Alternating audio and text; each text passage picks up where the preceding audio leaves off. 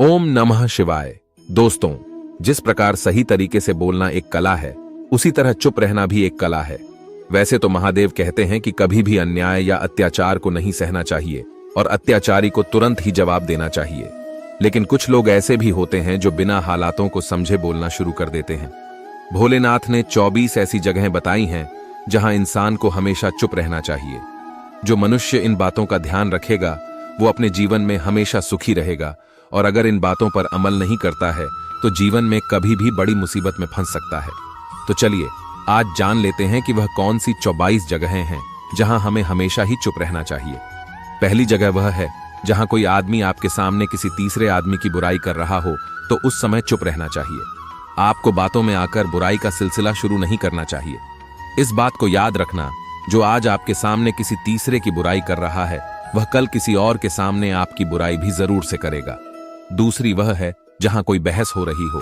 किसी बहस में जहां कोई भी कुछ भी सुनने को तैयार ना हो, जब लोग केवल बोलने के लिए बोल रहे हों और कुछ भी समझने को तैयार ना हो, तो चुप रहना ही सबसे अच्छा है। तीसरी वह है जब आप खुद बिना चिल्लाए बात नहीं कर पाते हो, तब यह स्थिति सामने वाले व्यक्ति के मन पर बुरा प्रभाव डालती है। अगर आप बिना चिल्लाए बात नहीं कर पाते हैं तो चुप ही रहें।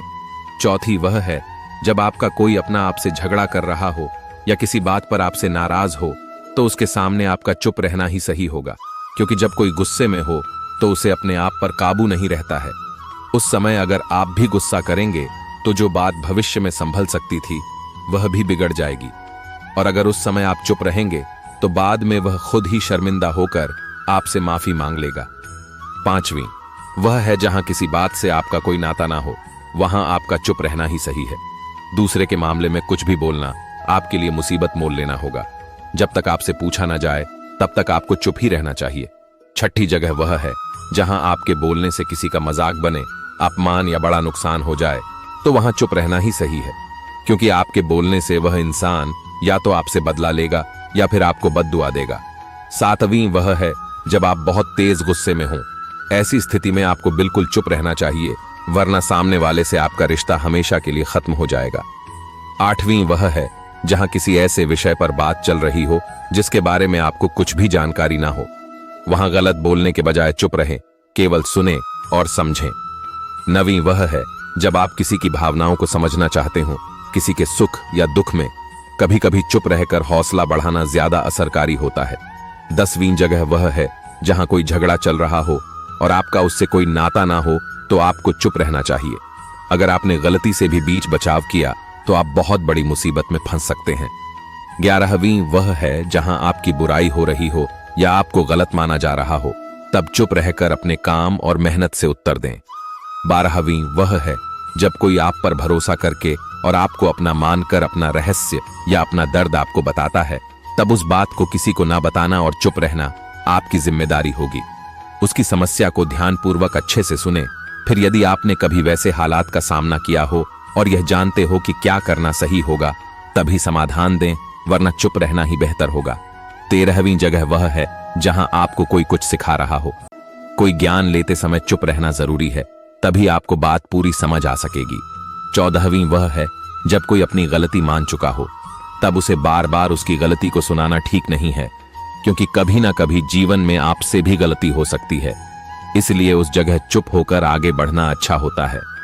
15वीं वह है जहां भीड़ और बहुत शोर शराबा हो रहा हो, वहां चुप रहना ही अक्लमंदी है। 16वीं वह है जब सामने वाला अपनी बात पर अड़ा हो और आपकी किसी भी बात को समझने को तैयार ही ना हो, तो वहां चुप रहना ही अच्छा रहता है।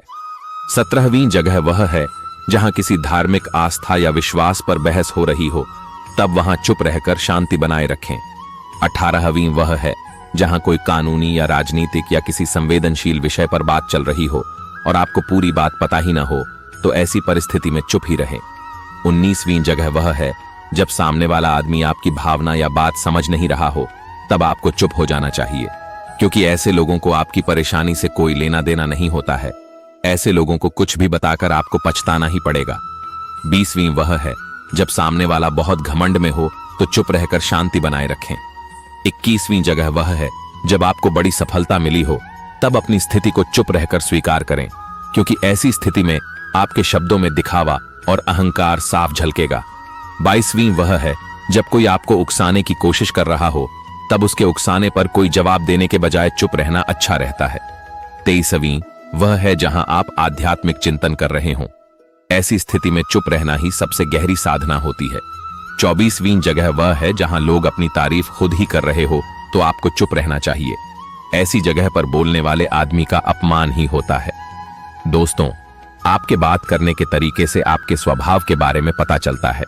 आप कब, कहां, क्या और किस प्रकार बोलते हैं, इससे आपके जीवन और व्यक्तित्व पर बहुत बड़ा असर होता है। वैसे तो अपनी बात कायदे से कहना आना चाहिए, फिर भी इस वीडियो में बताई हुई जगहों पर चुप रहना ही अच्छा होता है। उम्मीद है कि आपको यह वीडियो पसंद आई होगी। कृपया वीडियो को लाइक करें और चैनल को सब्सक्राइब करें। कमेंट में बताइए कि आगे आप किस विषय पर वीडियो चाहते हैं या इस वीडियो में क्या गलतियां हैं, ताकि अगली बार उन्हें सुधारा जा सके। धन्यवाद। मिलते हैं अगली वीडियो में। ओम नमः शिवाय।